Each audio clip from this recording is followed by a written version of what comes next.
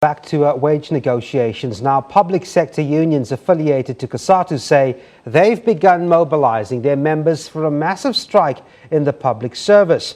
They claim salary negotiations with the government have deadlocked, but government and the independent unions deny that's the case.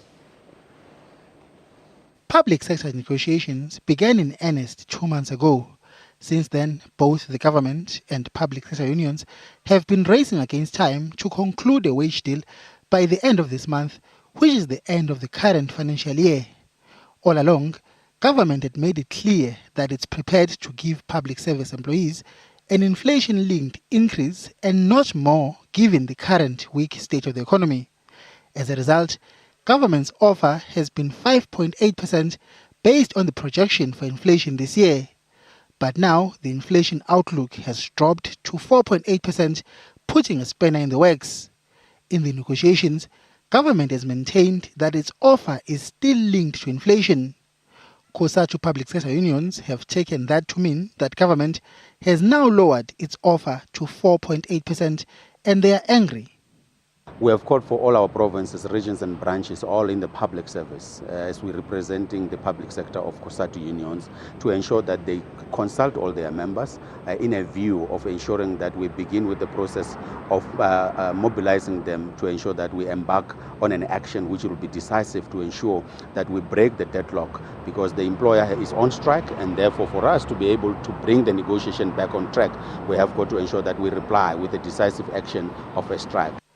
The Cosatu unions also accused the government of hiking medical aid premiums by as much as 80% from this month. They say that's more reason to down tools. We have been shocked by the increases that GEMS has implemented this year as compared to the other years. And that particular increase is unacceptable because our members are suffering from 600, 1,000 rand increment. That would amount to about 60 to 70% in some cases. And therefore, we are asking a question. If indeed they have not been adjusting their expenses accordingly, why do you then have to punish the public servants? Because the benefits that they have received are not going to be retrospective. Now, how do you do a retrospective increase? But the Public Servants Association, which is part of the Independent Labour Caucus, representing about 40% of public servants, has distanced itself from the Cosatu strike call.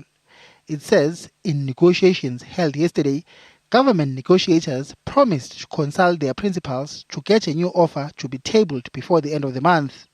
And the government says no deadlock has been declared at the talks, and it regards negotiations as still ongoing.